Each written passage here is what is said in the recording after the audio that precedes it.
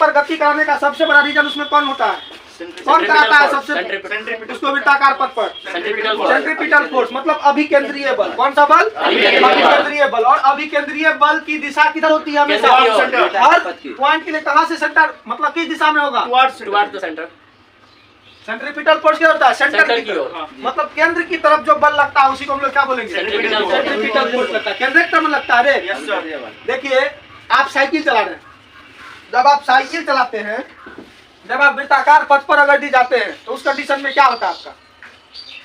जब आप मान लीजिए साइकिल चला रहे हैं, साइकिल चलाते वक्त आप लोग जब वृत्ताकार पथ पर चल रहे हैं, जहाँ मोड़ होता है, मोड़ देखे हैं ना, उस मोड़ पे देखिएगा आपका साइकिल ऑटोमेटिक झुक जाता है। अगर टकरे आ क्या नहीं है। तो वृत्ताकार पथ पर चलने के लिए क्या करते हैं हम लोग? साइकिल को झुका लेते हैं, झुकाते हैं ना साइकिल को। और साइकिल को हम लोग क्यों झुका लेते हैं? ताकि वो मुड़ जाए। नहीं, हम सेंट्रीपिटल फोर्स को पाने के लिए हम साइकिल को मोड़ते हैं। ठीक है, ऐसा नहीं है कि हम गिरेज बचे के लिए ना, गिरेज तो बचे के लिए करबे करे छी, लेकिन पावे के लिए करे छी। सेंट्रीपिटल फोर्स, अभी केंद्रीय बल को पाने के लिए हम लोग ऐसा काम करते हैं। जैसे आप लोग पढ़े होंगे बैंकिंग ऑफ रोड, नहीं पढ़े हैं तो अभी पढ़ लीजिए बैंकिंग ऑफ रोड।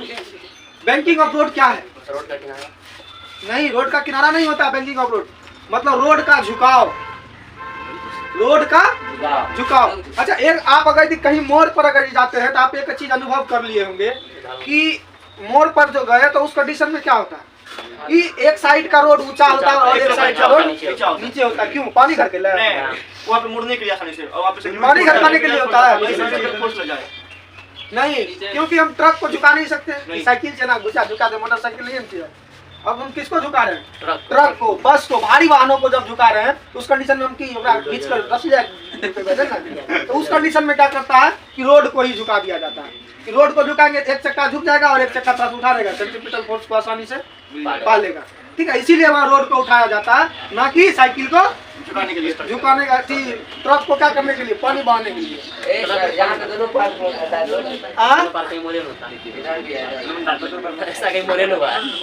अरे सर्कुलर पाथ पर ना आप गति कर रहे थे, आप एक साइड में ऐसे जाइए।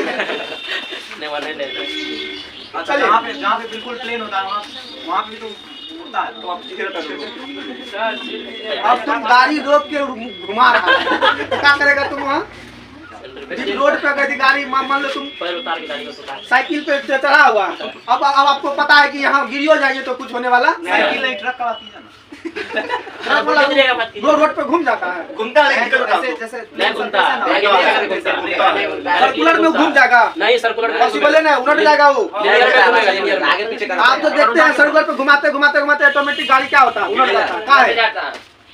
वही अगर यदि अच्छी देखें मौत का कुआं, मौत का कुआं देखे सबसे आसान तरीका, मौत का कुआं में देखते हैं ऐसे सेब रहता है, रहता है ना। ऐसा तो नहीं है कि एकदम सीधा गोल है, सीधा गोल है तो घुमा पाएगा, उसमें उलट जाएगा, मुंह कान चुरा जाएगा।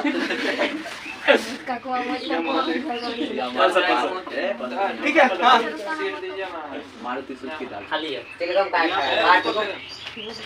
यहाँ देखो सेंट्रीपिटल फोर्स किधर लगता है हमेशा?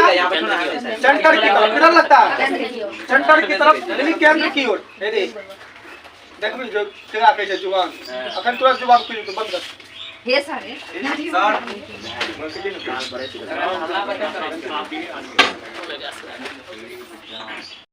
फोर्स किन किन कारणों से हम लोग उत्पन्न कर सकते हैं, मतलब कहाँ कहाँ पर उसको सेंट्रीपिटल फोर्स कह सकते हैं? इसको जानने के लिए सबसे पहला हम लोग धागे में देखते हैं। धागा देखे हैं? धागा देखा है रे? इसको इंग्लिश में क्या कहा था? थ्रेड। ठीक है, धागा आप लोग देखे होंगे। तो धागा में क्या होता है कि धागा जब किसी, मान लीजिए धागा यहाँ से बांध दे और यहाँ से उसमें एक लोहे का कील या फिर गिट्टी को लटका दे, तो वहाँ देखिए धागे में एक प्रकार का तनाव आ जाएगा, आता है ना, लगता है धागा खिंचा रहा है ना।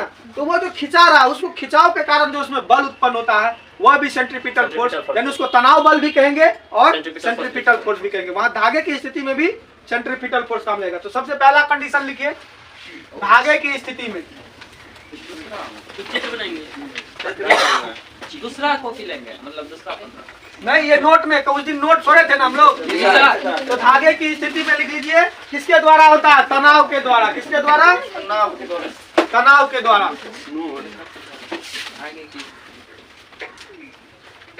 तनाव के द्वारा। मतलब टेंशन। तो तनाव का इंग्लिश क्या होता है? टेंशन। तनाव का फॉर्मूला हम लोग क्या यूज कर सकते हैं? mv²/r, क्योंकि सेंट्रीपिटल फोर्स का क्या फॉर्मूला बताए थे? mv²/r निकाल के दिए थे ना।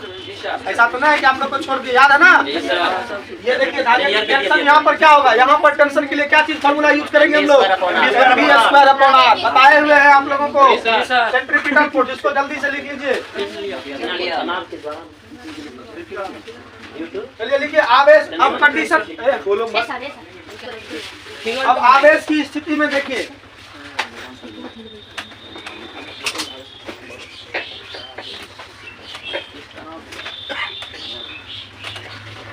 उतारिए इसको। अब कंडीशन नंबर 2 देखिए, किसकी स्थिति में देखते हैं?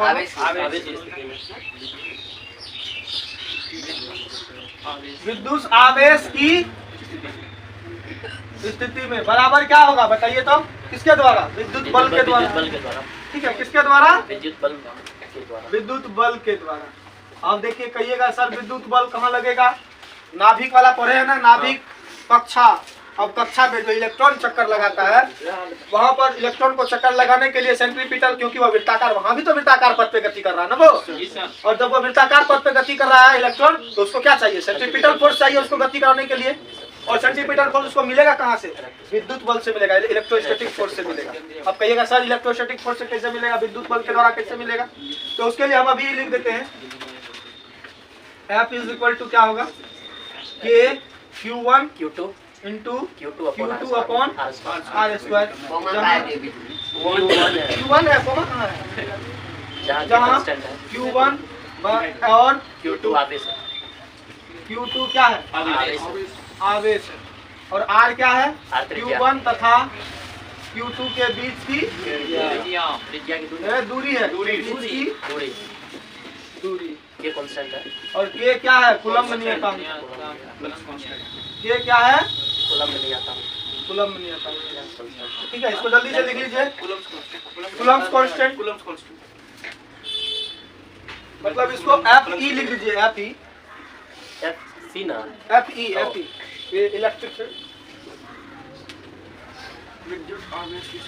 तो यहाँ हम लोग क्या लिख सकते हैं बता सकते हैं?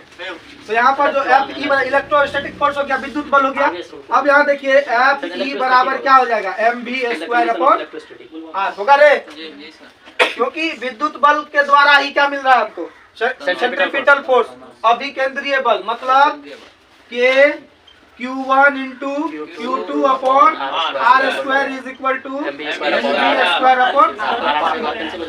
जल्दी से सर विद्युत आवेश इलेक्ट्रोस्टैटिक। हाँ, इलेक्ट्रोस्टैटिक फोर्सेस लिखना होगा। फोर्स नहीं दिख रहा है राहुल। Q1 इंटू लिखा है क्या?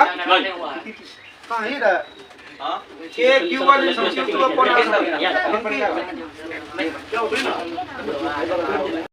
मतलब आवेश के द्वारा हम लोग कैसे उत्पन्न कर सकते हैं सेंट्रीपिटल फोर्स? तो सेंट्रीपिटल फोर्स आपको आवेश के द्वारा पता चल गया। अब हम लोग भारी वस्तुओं की स्थिति में देखते हैं। किसके में? भारी वस्तु की स्थिति में। भारी वस्तु की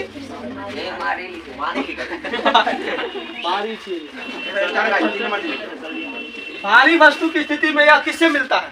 गुरुत्वाकर्षण बल से मिलता है। किसके द्वारा? गुरुत्वाकर्षण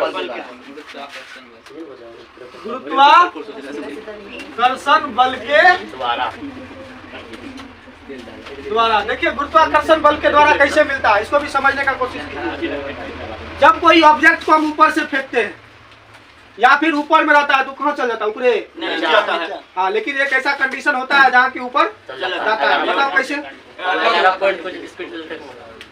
ये क्या है? मतलब आलू को जब हम लोग मारेंगे तो वो ऊपर, तो चाकू किधर जाएगा? नीचे। आलू किधर आएगा? ऊपर। उस कंडीशन में आलू कहाँ जा रहा है? नीचे। ऊपर ना रहा है रे। जी सर।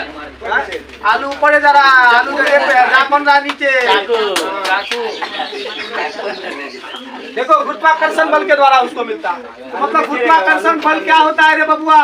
Fg क्या होता है? किसी को फॉर्मूला नहीं GM1 पता। M1 R square। M small m बाय R square। R square. GM1 by R square।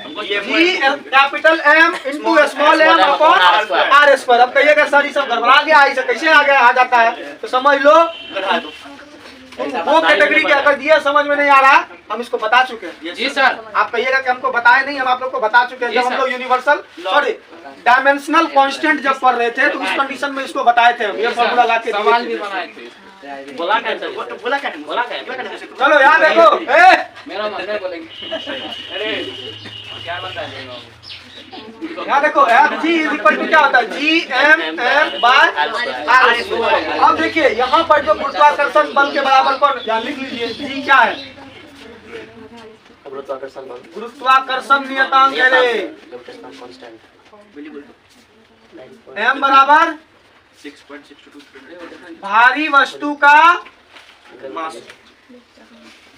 द्रव्यमान और स्मॉल एम बराबर छोटा वस्तु का मास। छोटा वस्तु का मास। द्रव्यमान। मास बोलेंगे।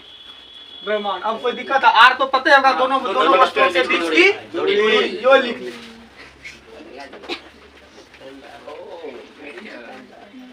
दोनों वस्तुओं के बीच की दूरी। अब देखिए जब ये आपको पता हो गया तो यह गुरुत्वाकर्षण बल किससे मिलता है? उसको सेंट्रीपिटल फोर्स की वजह से। मतलब एफ जी बराबर क्या होगा? एफ सी होगा सेंट्रीपिटल फोर्स। तो एफ जी का वैल्यू क्या होता है? G M M by R square is equal to M square bye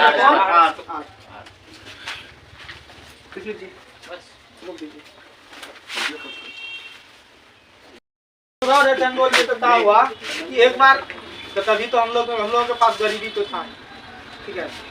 तो गरीबी मतलब क्या? अभी आप लोग के पास भी गरीबी है। तो क्या किया तो टूथपेस्ट जानते हो ना?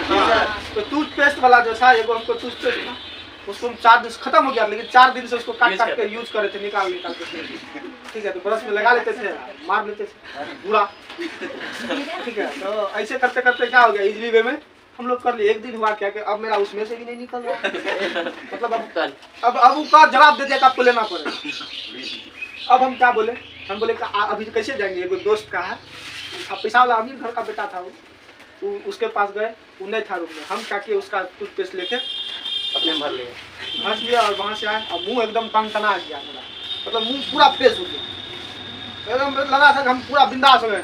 आप आए पा या क्रीम क्रीम भैया ठीक है? तो कहे कोनो बात नहीं। वो आया, हम बोले अरे पा तुम्हारा क्रीम तो एक नंबर। जब वो आया तो उसको अरे तुम्हारा क्रीम तो एक नंबर। टूथपेस्ट, हाँ टूथपेस्ट मतलब क्रीम उसको बोलता है। तो हम तभी इतने लूर कहाँ हो रहा टूथपेस्ट कहे छे हमरा नहीं वही जमाना के लोग मंजन हमरा ही चाहिए दत्त मंजन वही हुआ। उसको वो आया तो उसको बोलते हैं कि उठाओ, एकदम पूरा पैसा वाला था तो वो अपना स्टाइल में तो रगड़ करेगा। आया बोलता है कि हम उसको बोले कि हे रे तुम्हारा कौन टूथपेस्ट है, नाम बताओ, हम वही खरीदे, कट कम दिया। कैसे टूथपेस्ट हमने रूम में कहाँ है? हम बोले तुम्हारे अभी तुम्हारा मुँह से तुम्हें रूम से लेके पिए हैं कैसे आज हम 2 दिन से 6 दिन से 2 दिन नहीं है, बोला 6 दिन से हम तुम्हारा टूथपेस्ट यूज कर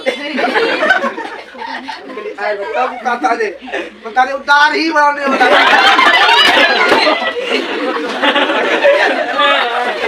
अब समझो कैसा हाल हो गया होगा। मुंह से फेर निकलता था, एकदम बाटी फेर निकलता था कंडीशन में। इसीलिए आप लोग भी थोड़ा सा कहीं जाइए, सतर्क होके जाइए। ऐसा नहीं कि टूथपेस्ट के बदले में फौगे को लेकर कुछ होता है।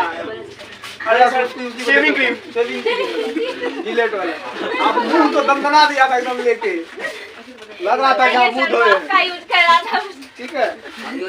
हमने की चला कर चला क्यों बन गए? चलो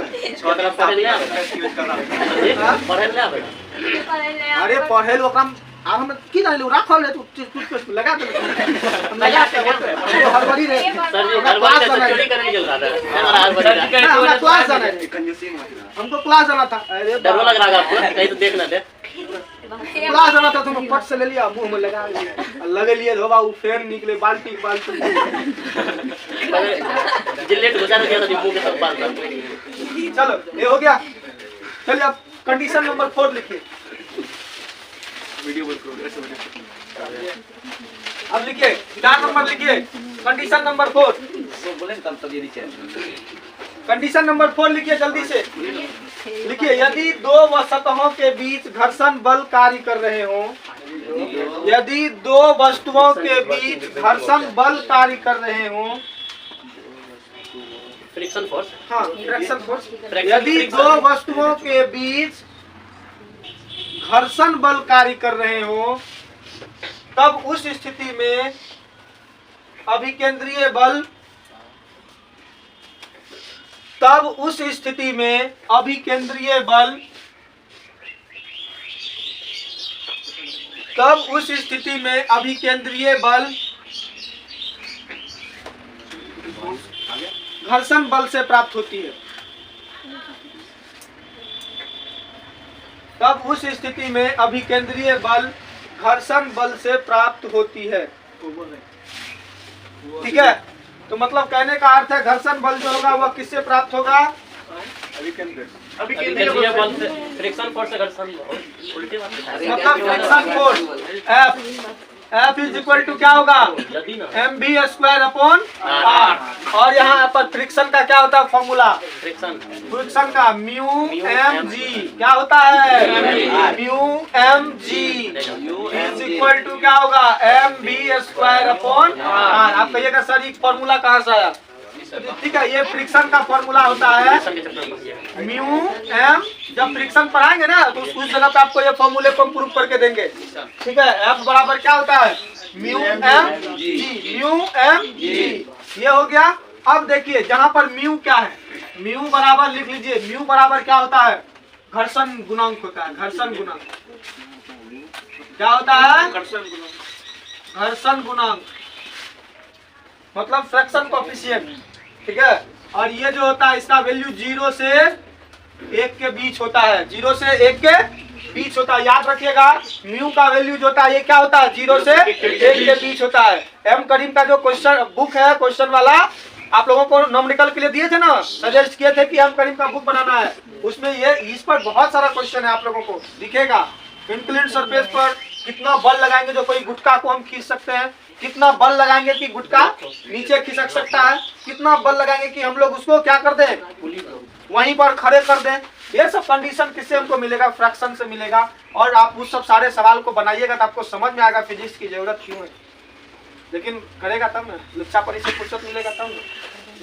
ठीक है, पूछेंगे। ठीक है।